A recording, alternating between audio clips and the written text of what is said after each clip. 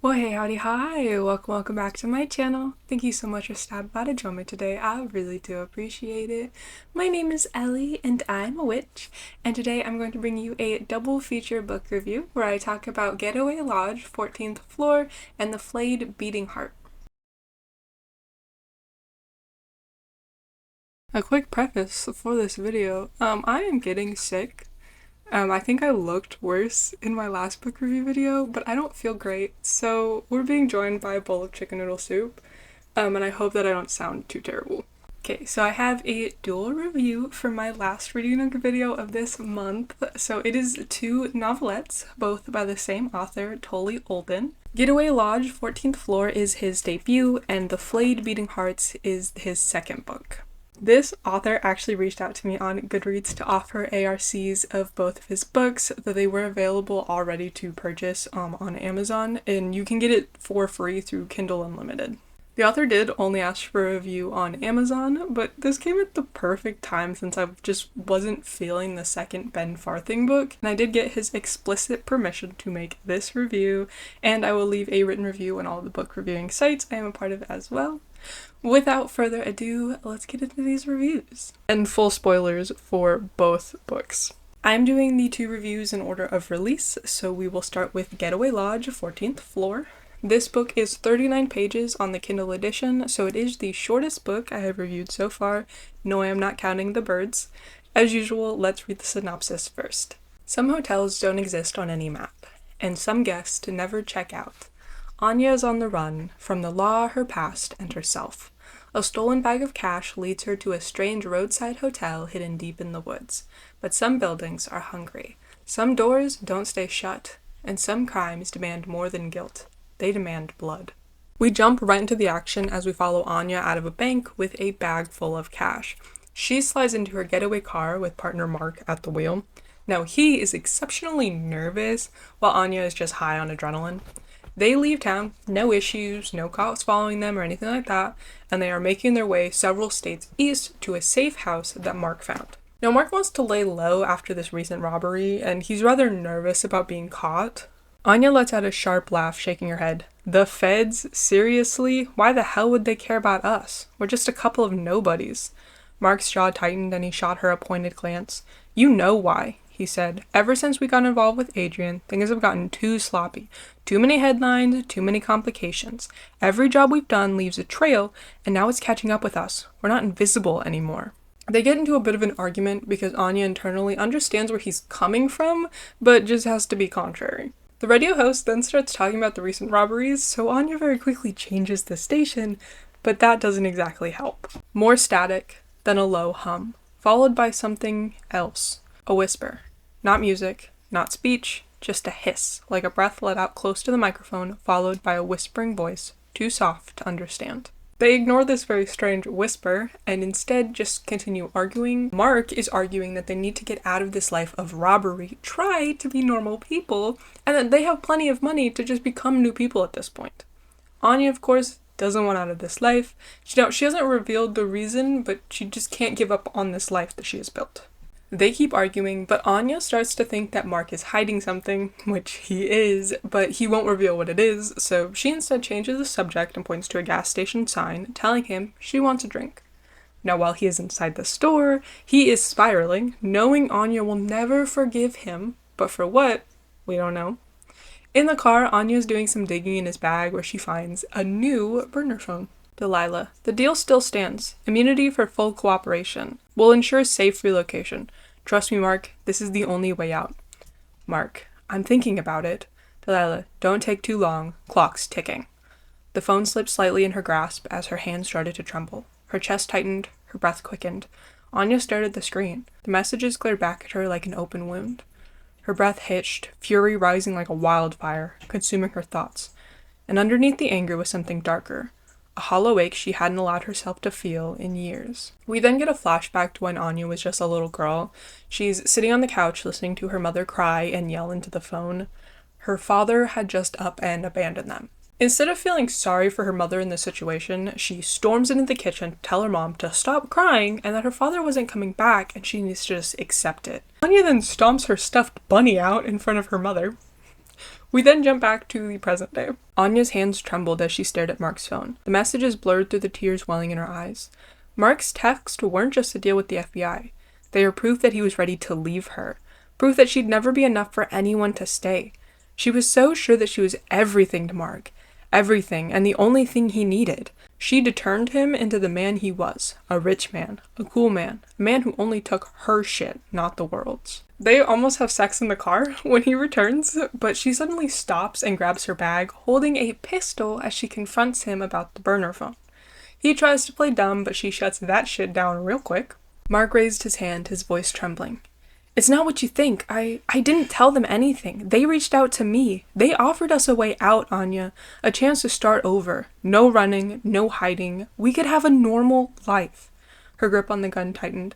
A normal life? You think a normal life comes from selling me out? You thought you'd just hand me over to them and walk away free? No, he shouted, desperation bleeding into his voice.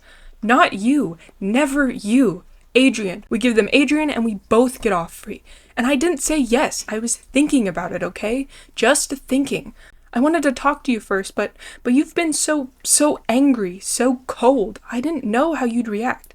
How I'd react. She let out a bitter laugh, shaking her head. Oh, Mark, you knew exactly how I'd react. That's why you kept it from me. He is trying to convince her that he was never going to sell her out and that he wants this life for the two of them. But Anya just can't stop picturing that empty coat rack where her father's coat had hung. The rage overpowered her hesitation, her fingers steady now. Goodbye, Mark, she said, her voice cold, her decision final. Mark's hands shook as he raised them, his voice trembling. Anya, listen to me. I didn't want to hurt you. I was trying to save us. You mean everything to me. I just wanted a way out. And you can't do this here. He gestured to the gas station behind her, hoping if nothing else that her self-preservation instinct would buy him time. His voice cracked, his eyes glistened with unshed tears. I love you, Anya. Even now, even after anything, The gunshot cut him off, deafening in the small space. I was jaw dropped when I read that. I didn't think she was actually gonna do it. It really does paint a picture of just who she is, though. Anya gracelessly kicks Mark's body out of the car before sliding into the driver's seat. When she looks up, she sees a little girl in a tattered dress just staring at her from a distance. This unnerves her to the very core, and she speeds off into the night. As she drives along, it is just absolutely raining cats and dogs, and she almost hits a big truck, but at the very last second, she manages to avoid it. From that point on, she is much more careful, but she keeps driving until she sees a hotel, Getaway Lodge. But there's something just off about it. When she got close enough, she saw the hotel's name, its letters lit from below, Getaway Lodge. Following the sign's directions, she navigated a winding, shadowy road until she arrived at a dimly lit building. Stepping out of the car, she paused, staring in confusion. Before her stood a towering 15-story building. It was far too large, entirely out of place in such a remote, desolate area. Even 3-story buildings were rare out here, let alone one of this size. Anya studied the facade for a long time, trying to discern the building's age or origin, but its appearance was inscrutable, a relic of some forgotten time. At one glance, it appeared to be brutalist in design, all bureaucratic angles and gray concrete. Then, blinking, it appeared suddenly Victorian, a Gothic mansion. But no, it was more mid-century, red brick and utilitarian. Anya wondered if she might be getting a migraine. She goes into the lobby, but again she keeps envisioning different layouts, not knowing what's real and what is her migraine. The concierge comes out, and this horrid, mangled, former person type of being, truly you guys just need to read the book descriptions, they are insane. But she asks for a room, and she is told they're full, which she counters by saying there's literally a neon sign outside that says vacancy. She pays a lot extra, and the creature gives her a room key for room 1413. On the room key, it says the name of the hotel, Getaway Lodge, which Anya thinks is weird because certainly that wasn't what the sign had said. The creature tells her that the elevator is out, so she'll have to walk up 14 flights of stairs. We get another flashback. Anya's in the bathroom, and her mother is trying to get her to open the door and just talk to her. Anya opens the door and tells her mother that there is nothing to talk about. She calls her mom pathetic, and then storms out. Her mother is very clearly sick to some degree, and this is apparently the last interaction the two ever had. She goes up the stairs, but the scenery just starts to change in a I'm hallucinating kind of way, but she also just becomes exhausted. By the 12th floor, she is barely able to stay upright. She starts to hear whispers and footsteps, and she sees flickers of shadows, but when she looks around, she's clearly alone. She continues on her journey. She sees the marker for floor 13, so just one more flight to go, but when she reaches what should be floor 14, the stairwell marker says 13. She goes up flight after flight after flight, all of them still saying floor 13. She is starting to lose her cool. The whispering and footsteps are almost chasing her and caging her in at this point. Well, until she finally reaches a landing, unlike the others. The next landing wasn't empty like all the others. There was a table, small, wooden, warped by time and moisture. Sitting on it was a rotary phone, pale and yellowed, like something forgotten from another era. Its coiled cord hung loosely off the edge, silence descending like a guillotine, no whispers or footsteps echoing against Anya's eardrums. The phone didn't belong here. Nothing did. There hadn't been a table there. There shouldn't be a table there. The phone was wrong, the table was wrong, the landing was wrong, the stairs were wrong. It was all wrong. She tries to call 911, but there is no answer on the other end, but then she hears some broken speech, and then the call hangs up. She tries again and again, but it hits her that there is no help coming. Her calls are being purposefully ignored. She turns and continues her climb, but flight after flight still reveals floor 13. So she keeps going up, but she ends up collapsing once all of the noises that she's been hearing just stop. The building then roars to life under her, as though the whole building is suddenly rearranging itself. Something in her at that moment told her to go down, so she goes down one flight of stairs, and this time there is a corridor with a single door at the end. 1413. She starts to walk towards the door, but the place just continues to change. That isn't what stops her, though. There is a little girl in front of the door, the same one that witnessed her shoot Mark. Seeing her sends her into an absolute spiral, and then the little girl vanishes. She slides the key into the door, and it swings open. The room was a decaying hotel suite long abandoned. The stench of mold and dust filled the air, and everything was coated in filth. The dim, icy glow of flickering lights barely illuminated the squalid space. Violent portraits hung from the walls. Anya's mother, blood covering her chin, a smoke-filled hole in her chest. Mark, eyes bleeding, a tidy hole in the center of his forehead, and her father, surrounded by a rain of shattered glass. The girl stood in the corner by the cracked window, her small frame blending with the darkness. Her tattered dress swayed slightly, though there was no breeze. Her hair, tangled and falling around her face, glinted faintly, that streak of silver catching the flickering light. She asks the little girl why she's there, and the little girl says that she's been waiting for Anya. The little girl tells her that everything is catching up to Anya now, and that it's time to face the music, essentially.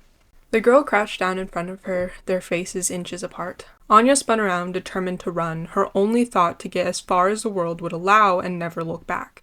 But where the door had been, there was now only a seamless wall, blank, unyielding, and ice-cold beneath her fingertips. "You can't leave," the girl said, rising to her feet. "You never could." Anya spun back around, her heart pounding. "What do you want from me?" The girl tilted her head. "It's not about what I want." She took a step closer. "It's about what you owe." Anya's jaw tightened. "I don't owe anyone anything." "Don't you?" The words carried an unbearable weight. Anya's chest tightened, her muscles sore from static energy as her body refused to move. "You don't know me," she snapped, her hands curling into fists. "You don't know what I've been through." The girl's lips curled into something that was more like a black hole, freezing and ruthless than a smile. The room twisted, the flickering lights distorted her surroundings until they melted away, leaving Anya in darkness. She then has another flashback. She went to her father's house after she tracked him down, and they have a confrontation. He is antagonizing her, and she snaps, grabbing him by the throat, and she just shakes him. He grips her wrists, and his nails digging into her skin is what causes her to release him. But when he stumbles back, he ends up slipping on a glass bottle, which in turn causes him to fall and snap his neck. When she comes back to the present, the little girl is still there. This is what Anya has been running from her whole life. The reason she ultimately couldn't allow herself to have a normal life. "What do you want me to do?" Anya asked, her voice breaking.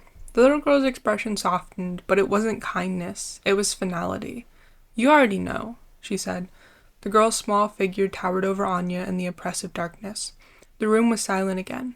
Anya's chest heaved, the words echoing in her mind. Anya's trembling hand reached behind her, pulling the cold steel of the pistol from her waistband. Tears streamed down her face as she raised the weapon, pressing the barrel to her temple. Her breath hitched. She paused, the rounded spike of the texture grip pressing into her palms. Before she pulls the trigger, she imagines what her life could have been like. Happy with Mark, carefree. In this dream, her mother is still alive, cooking in the kitchen, and everything is peaceful. She clenched her eyes shut, her finger tightening on the trigger. The room's flickering lights went out. The ringing echo of the gunshot faded into silence. The room dissolved, the walls melting into darkness, the floor crumbling beneath her feet. Anya opened her eyes. She was back on the highway. She is in the car, but it turns out that she didn't avoid hitting the truck, and is fatally wounded. One thought pushed through, restless and cold. You were never meant to escape. So I did like this one. It was twisty, and I didn't guess all of the twist, which is always a win in my book, but more than that, the twist actually made sense. I like the little flashbacks, and considering how short it is, I think the story is paced well, and it isn't like overloaded with unnecessary information. The descriptions are also incredible. The concierge creature is my favorite. Let's talk about the next novella, The Flayed Beating Hearts. They say love heals all wounds, but what if love is the wound? When Oliver returns to Providence Falls to settle his late father's estate, he plans to sign the papers and disappear. But the town has other plans. There, he meets Lily, a woman bound to the town like a prisoner, suffocating in a life that feels like a cage, yet offering something he thought he had lost, a sense of home. Drawn together by shared scars, Oliver and Lily ignite a fragile, forbidden love. For a moment, it feels like salvation, but Providence Falls is not a place that forgives. And every promise of a fairy tale comes with a price written in blood. 83 pages on the Kindle edition, and this is another story in the Silentsomnia universe. Oliver is driving into a town that he and his mother had fled 20 years prior. He is only returning because his father died and left the house to him, and the plan is to get rid of it as soon as possible. He takes note of his surrounding, but nothing really stands out. He finally pulls up to the house, and the estate lawyer is there to meet him. He gets the keys and the paperwork, but asks the lawyer if there's somewhere in town he could stay. There's a motel and an inn, but the lawyer says everything here is hooked up, so he could just stay in the house. Oliver says, yeah, I'll pass. He ends up staying at the motel, but he goes out to a diner for food. They looked up when he entered, but only for a moment, apparently judging him unworthy of attention. Oliver didn't notice, because there she was. I'm Oliver, by the way, he said, offering a small, genuine smile. Lily, she said, the name landing gently between them. Nice to meet you, Oliver. They fell into conversation like it was something they'd been waiting to do. Small things at first. Where he was from, what brought him back, how long she'd lived there, too long. The words moved easily between them like a gentle current neither wanted to swim against. No, she said quickly, a hand lifting in a gentle wave. I'm good, really. Only then did his eyes catch the glint of gold, thin, pale, resting against the skin of her left hand. A wedding band. Delicate.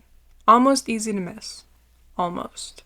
They chat for just a little bit longer, and she tells him that she works the lunch shift the next day if he's around, and he said he'd be around, and then she leaves. The next morning, he starts going around to all of the real estate offices to see if anyone would buy the house. Eventually, he does get a contract with one of them, though well below market value.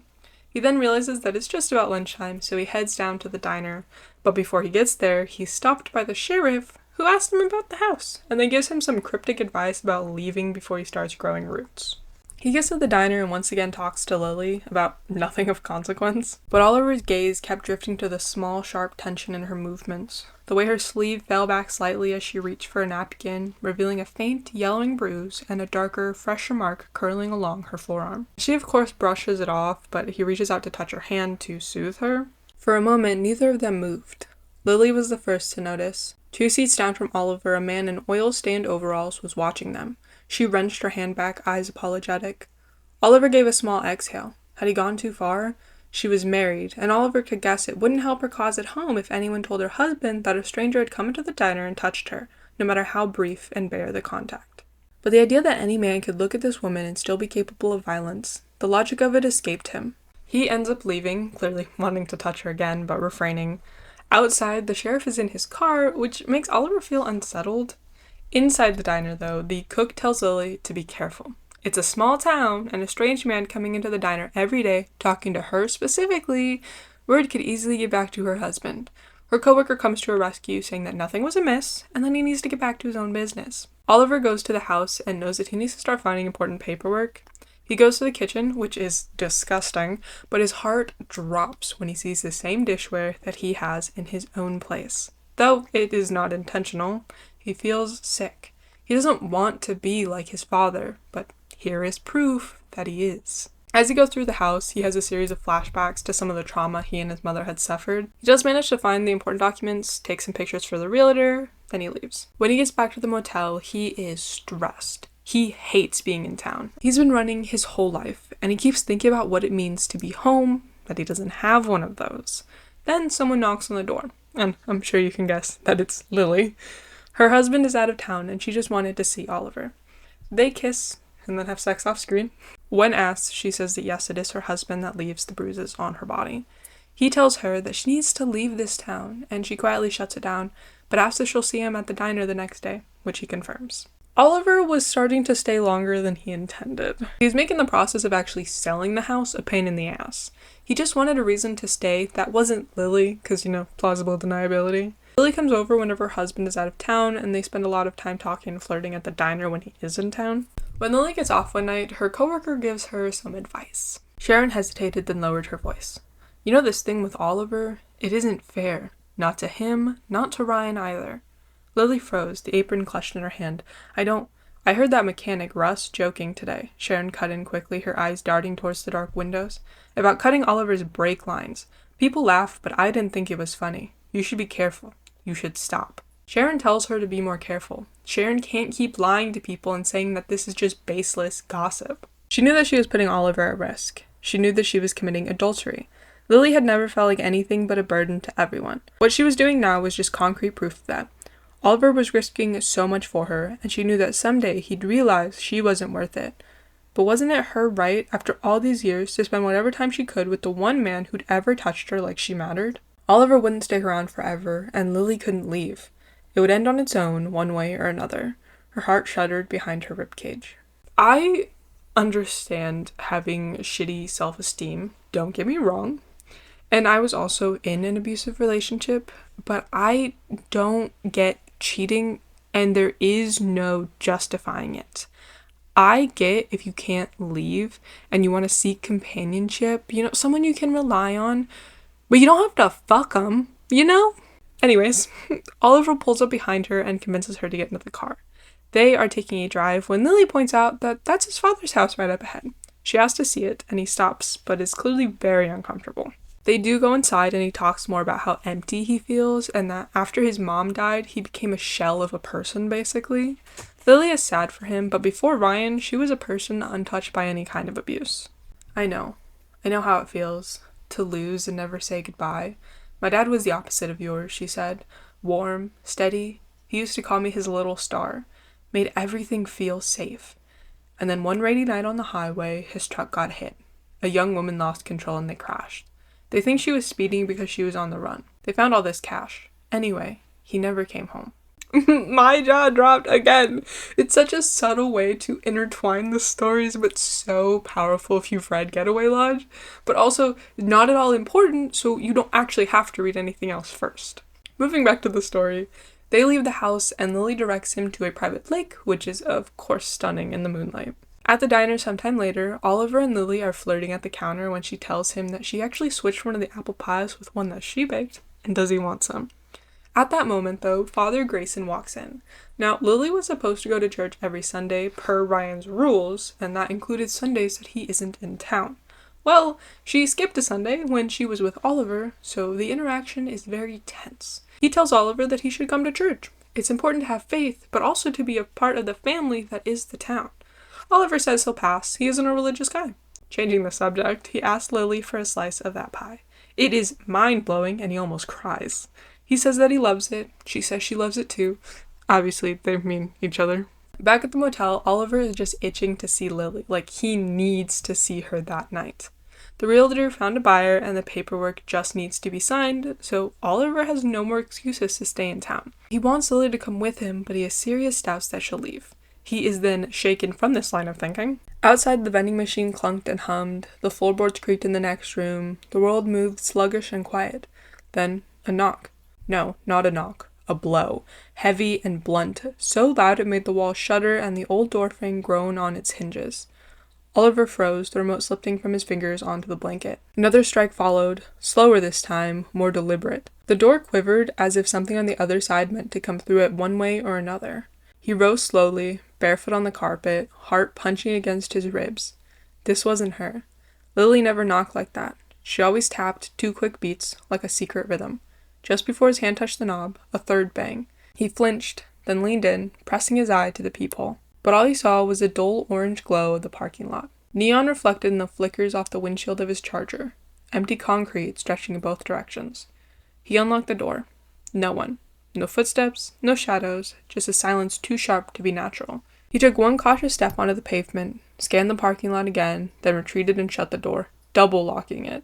He stood, hand still on the knob, trying to quell the pulse rattling in his ears. The phone rang. A jolt. He turned sharply, breath catching up again. The screen buzzed with her name. Lily. Lily asked him to go to the drive-in movie with her. While there, he asked her to run away with him.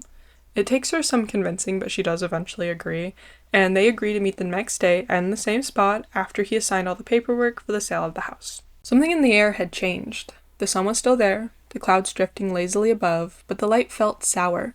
As he walked through town, documents tucked under one arm, people passed him with slow, deliberate malice. A man fixing a sign on a ladder paused mid-hammer and just watched him. A girl on a bicycle slowed down as she passed him. She didn't smile, didn't blink, just stared. He turned onto Main Street. A woman stepped off the curb, paused as if to cross, but didn't. She turned her head towards him and stood still like she was waiting for something. Blood trickled from a crack in her bottom lip. Her tongue darted out to collect it before it ran down her chin. Curtains shifted in upstairs windows. A shape behind frosted glass froze when his eyes lifted. Oliver's hands started to sweat. The papers under his arm wrinkled in his grip. He walked faster. The sound of his steps was much louder than it should have been. His own breath felt like it echoed. He passed the church, and the bell inside let out a dull, mechanical groan. Not ringing so much as alerting the town to his presence, telling them where he was. Now that the house was no longer his, it was as if the town had made its decision. Whatever thread had kept him tethered to this place, the half-forgotten childhood, the inheritance, the name on the deed, had snapped. But with it, something shifted. The sidewalks felt narrower, the air thicker, the building, the streets, the windows. They didn't just watch. They judged. The town remembered her, his mother, and it had never forgiven. She'd done the one thing Providence Falls couldn't abide. She ran. She broke free. She spat in its face and fled into the night with her son clutched tight and her hope burning hotter than her fear. And the town, in its quiet, simmering rage, had cursed her for it. It let her taste freedom for a while, but it never let her keep it. She burned out in a decade, a slow, cruel erasure, like the town had reached out across the years and smothered her from afar. And now her son walked those same streets, her ghost in his eyes, her defiance in his blood, and the town bristled at the insult. His presence was an offense, a provocation. It had tolerated him only as long as he was tethered to its soil, and now it wanted him gone. That night, Lily is waiting with her suitcase at the drive-in, and Oliver pulls up. They are about to leave, but that gets majorly interrupted. For a moment, the world seemed to hold its breath. Inside the car, inside their fragile bubble, time stilled. The movie flickered on ahead of them, violins rising into the night from a dozen stereos turned to the same station. Lily's eyes glowed, full of something too pure for Providence Falls. And then, crash. The side window exploded in a white-hot scream of shattering glass. A sound too loud, too violent, too wrong. Shards tore across Oliver's face and lap. Before he could move, before he could even understand, a massive, brutal hand shot through the jagged frame and locked around his throat. A howl followed. Not a voice, but a fury born of betrayal and blood. "You think you can take her from me?" Ryan's snarl erupted behind the rumen of the window. Lily lurched forward, pounding her fist against Ryan's arm. Oliver's leg kicked uselessly against the dashboard, his fingers scrabbling against the grip that was crushing the air from his lungs. The car was no longer a sanctuary, it was a coffin. Their perfect moment, their dream of escape, shattered in the blink of an eye. The world was ending, and apocalypse sounded like Ryan. He dragged Oliver halfway through the shattered window frame and slammed his head against the door, the crunch of bone on metal ringing out like a gunshot. Lily screamed. "Thought you'd crawl off with my wife like some little fucking prince," Ryan growled, punching Oliver in the gut so hard it knocked the wind out of him. "You smug little shit. Thought she was yours?" Oliver gasped, coughing blood, eyes wide and wild, but he couldn't breathe, couldn't see straight. Lily grabbed at Ryan's jacket. "Stop! Ryan, please! Stop! Let's just go! Let's—" He turned on her, grabbing her by the collar. "Shut up!" Oliver tried to lift a hand, but Ryan grabbed him by the jaw, squeezing until his teeth cut into his own cheeks. Not so pretty now, he hissed. Is he, Lily, huh? Still worth running for? Ryan stood over Oliver's twitching body, breathing hard now, not from exertion, but satisfaction. You wanted to leave, he muttered, leaning close. You wanted to be something more to her? He pressed his mouth to Oliver's ear in a parody of intimacy. I'll show you exactly what you are. And then, darkness. Oliver's body slackened. Lily's moans dissolved into ragged silence. No horns blared, no phones dialed, no help came, and none ever would. He dragged Oliver by the collar, arms limp, legs trailing, and heaved him into the bed of the truck like a broken object. Then turned to Lily, dazed, bloodied, slumped against the bumper. She barely stirred as he hauled her up and shoved her in the back seat. The door slammed shut. He then takes them both out to his father's house, which is technically his house now that his father is dead, but it's described as his father's house. He ties Oliver to a table and then truly lets his sadistic side out. He moved to the shelf in the corner and carefully began selecting tools. Rather than a chaotic scramble, this was a ritual. A wooden box with rusted hinges opened under his fingers. Inside, bone-handled knives, rust-speckled saws, hooked tools meant for scaling fish or peeling bark, each one weathered by time and cruelty. He took them out one by one, laying them neatly in a row like surgical instruments. The scenes that this author creates with words is fucking magnificent. He held up a knife, long, curved, sharp as regret, ran his thumb along the edge until it bled. Now, I'm just going to prove it. He turned back to Oliver and pressed the blade to his chest. Lily made a soft, instinctive sound, like a gasp smothered in a pillow, but she didn't move. Her back was flush to the wall. Let's peel back the lie, Ryan said, crouching beside Oliver's trembling form. Let's strip you down to the truth. To that rotten, hungry thing underneath. The thing that thought it could take what wasn't his. You wanted her? Wanted to wear the mask of a man who deserved her? He leaned in close, whispering, Let's take off the mask. Ryan moved to the other side of the face, carving a matching path. Then, grasping the flap of skin between his thumb and forefinger, he began to pull. Oliver gurgled, legs kicking weakly. His gaze had gone slack with agony, like his soul had already fled and left only a husk behind, a body too stubborn or too cursed to follow. Lily watched. She didn't blink. Couldn't. Her body was frozen, every muscle locked in a silent scream. The first piece of flesh hit the floor with a wet slap. It landed near her feet. Not a metaphor, not a nightmare, a real strip of skin, still warm, curling slightly at the edge. Lily runs outside to flee the scene, but Ryan follows her. Show me how you kissed him. Her body tensed, the smallest flicker of refusal. Ryan stood. Show me, he said louder now. She still didn't move. His hand shot down, tangled in her hair. He yanked her to her knees with a vicious tug, and when she cried out, he struck her hard across the face. I said, show me. He tilted his boot forward, blood glistening dark along the sole. Ain't this your pretty boy, huh? All over my boot now? Go on. Kiss him like you did before, you nasty little whore. And then, in the distance, the sound of tires on gravel. A pair of headlights broke through the trees. Faint at first, like a rumor, then brighter as the engine growled low across the gravel. A black, wide-frame car crept into view. Lily's head jerked towards the light, the faint flicker of red and blue behind the windshield. Help! Help is here! Could they even? Was it too late? Could they save him? The car rolled to a slow, grinding stop. The driver's side door opened with a creak that seemed too loud in the quiet. Sheriff Mathers stepped out, slow and sure, like he had all the time in the world. He adjusted his belt, rested his hand on the halter at his hip. His boots crunched over pine needles and gravel as he approached. His face was unreadable under the dull moonlight, like someone carved a mask out of smoke. Sheriff, Lily cried, stumbling forward, voice torn from her throat. Please, he's in there. He's still alive. He's killing him. Mathers didn't blink. He didn't even look at her. His eyes swept past her like she was nothing more than wind and landed on Ryan. You handled it? He asked, his voice low, calm, not a hint of concern. Ryan nodded once, blood still smeared across his jaw. The sheriff exhaled through his nose, as if he just closed a file he didn't want to read again. Good, he said. Make it clean. Ryan is satisfied with that, and then the sheriff just leaves. Ryan then goes back inside since he has to take care of Oliver's body now. The table stood where he'd left it. The floor was wet with blood, but the ropes hung loose. The body was gone. Ryan stopped mid-stride, his breath caught. Not panicked, not yet, just a crack in the rhythm of certainty. He blinked. Once, twice, as if his eyes were playing a trick, he stepped closer. But there was nothing. No sound, no footprints, just blood. So much blood. This wasn't right. No one should have survived that. No one could. The way he'd carved him, no man walks away from that. And yet... In the shack behind them, the lantern flickered one last time. A silence settled in, not the stillness of peace, but the kind that fills a room after a scream.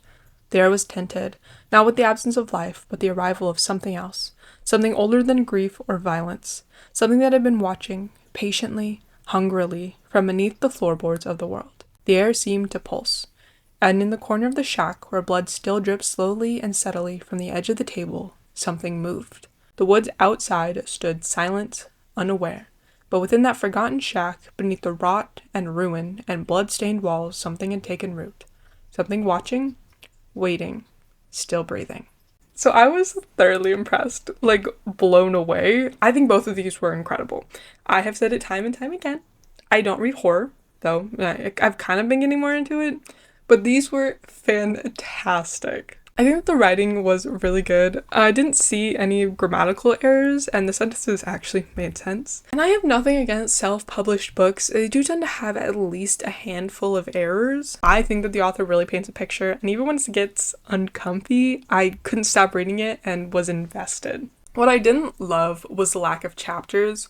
In the shorter stories, I can understand a little bit more, and they can get away a little bit more with the lack of chapters, but personally, I still want chapters. I also would have liked less vagueness at times. For Getaway Lodge, I guessed that 1413 as the room number would actually mean she had to get up 14 flights of stairs that each said floor 13. And I think ultimately that's probably how many flights she did go up, but I would have liked confirmation. Same thing with the Flayed. There was a lot of, oh, something happened in the past that affects how I'm acting now, but I can't talk about it. Like, just tell me what it is. For the Flayed, I actually want to know more about what happened last time Lily had tried to leave, because she clearly didn't know that Ryan was a fucking psycho. So what did happen? Did she try to leave with someone and they disappeared? Did she try to leave on her own and just get the shit beaten out of her for it? At times, Getaway Lodge did feel a little disconnected. Ultimately, Anya robbing banks didn't really matter since she was like a literal murderer, and I think that was probably the bigger ticket issue for her character. I also didn't need the weird almost smut scene in the car. I liked how it was in the Flayed though, that was fine. So as I said at the beginning of this video, the author reached out to me to offer the ARC, and he is very nice. I got permission to do this, and he offered to answer any questions I had, so I put together a few questions, and here's a quick Q&A. Question 1, something I have always personally wanted to ask an author. What did you intend the reader to feel for Anya? Are we supposed to like her, hate her, sympathize with her? He answered, Anya is a very conflicted character. I never expected readers to simply love or hate her. She's a deeply tragic figure, carrying the weight of her mistakes, trauma, and destructive pain. In many ways, she's a fallen hero. She has strength, determination, and confidence, but also bitterness and anger born from suffering. What I wanted to show was the tragedy of someone broken by both her choice and the cruelty of life itself, someone we might pity, even while seeing her flaws. Question 2 and 4, he combined the answer for it, so I'll just give you both questions. What was the thought process behind not having chapters? Was it simply a stylistic choice? Are your coming books going to be as short, or are you working on long-form novels? His answer was, in terms of structure and length, I tend to imagine my stories in a more cinematic format. That's why, for now, I write shorter works, something like a film or a single episode of a series. I want readers to experience a vivid emotional journey in a short span of time. We live in a fast-paced world, surrounded by endless content, so my goal is to deliver something concise, yet emotionally rich. That said, I've heard from readers who'd love to spend more time with the characters, so in the future I do plan to experiment with longer stories. Question: do you know how many books will be in the Silentsomnia series, or are you just figuring it out as we go? I said series, I should have said universe. That's on me. Answer was, Silentsomnia isn't exactly a series, it's more of a universe. Each story takes place within the same world, following the shared rules and ideas. They stand on their own, yet remain connected. In the future, I also plan to expand this universe beyond books, into interactive stories, visual novels, and maybe even games.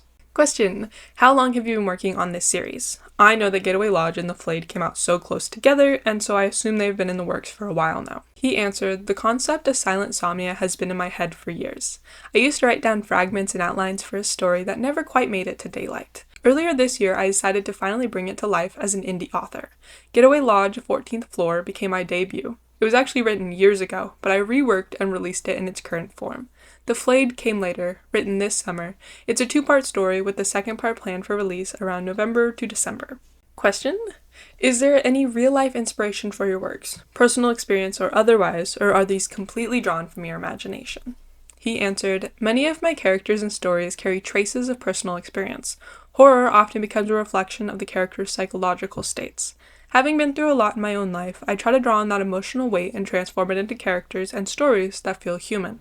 I also work closely with a dear friend, my creative soulmate and muse, who helps me discover and shape my characters. I always know who I'm writing for.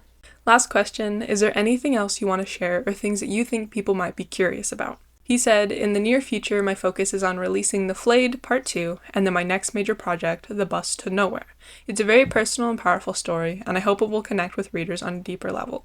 Long term, I want to expand into interactive formats that allow for non-linear storytelling and more immersive reader experiences. His website will be linked in the description for anyone interested. And that is all that I have for you today. I really enjoyed these. I did rate them 4 stars, just because there are some things that I liked and there are some things that I didn't like. Most books for me are not 5 stars. It is very, very rare for me to give a book 5 stars. And even like looking back at the books I have 5-starred, I'd probably give them like a 4.5. But the author is going to see this. He's a very lovely person. We've gone back and forth a little bit. He's very, very nice. And I do think that he's a genuinely good writer. I'm not going to say it's rare for books to be well written, but he just has a way with words. Truly, it didn't feel like I was being talked at. It didn't feel like he was just trying to use big words or was overly descriptive just for the sake of it, trying to like show off how good he is at writing. It was genuinely like watching a movie. I don't know, I know a lot of people, whenever you read something, it's such a brilliant picture in your mind that you can put it down and you come back and you're like, what show was I watching? But you weren't, you were reading. This is one of those things where you just get lost in it. And the story just flowed and it just painted this amazing picture, a really disgusting picture at times. But it was really well done. Like, genuinely, I think this is some of the best written work that I have read in a while. But I think that this is good. And I am looking forward to not only the next part in this series, you understand what I'm saying, but also looking forward to A Bus to Nowhere, because that's super interesting, because like, if you want to go look on my website, I wrote a short story called Postcards from Nowhere, and that I actually want to keep continuing, but it was just like, hey, that's crazy. So like, I'm really excited to see that. But yeah, he said that he's gonna give me the ARCs for his upcoming works, and I'm super excited. I genuinely think that he's a really good writer, and I'm excited to see what comes next. I definitely don't mind the short stories from him. I've said before that some of them are long form that I want to see long form, and some of them I'm fine with them being short. And honestly, there are plenty of books I'm like, this could have been a lot shorter. But this is one that I'm satisfied having read them. I think that they are a good length, and I think that he tells the entire story. But yeah, so that is all that I have for you today. I hope you guys enjoyed this. Y'all tell me if you're gonna read this, if you've read them. I really doubt that, but if you've read them. And if you guys want to recommend any books for my November reads, they can be any length. I'm kind of more looking for vibes. Like, they don't have to necessarily be set in November. They don't have to be set on Thanksgiving or any major holiday, but I just want books that have the vibe of like November. And for me, like, November is very, very fall. It feels like a Thursday. Don't ask me why, it just does. And so like, I want vibes. I don't necessarily need like exactly any genre. I mean, we're gonna be reading some romance books next month and in December, and that's definitely not my preferred genre. But I'm gonna be doing that for you guys. And for myself, because like, I just want to expand my horizons, you know? But if you have any recommendations, then please send them my way. You can also put in the comments. You can DM me on Instagram. Let's chat. Let's have a conversation. Let's get a dialogue going. That sounds fantastic. But this video is getting far too long. I hope you guys enjoyed it, and I hope that the author also enjoyed it. If you guys wanted to like, comment, subscribe, that would be absolutely fantastic. I appreciate you endlessly. But I hope you guys have a great rest of your day, and I will see you tomorrow. Bye.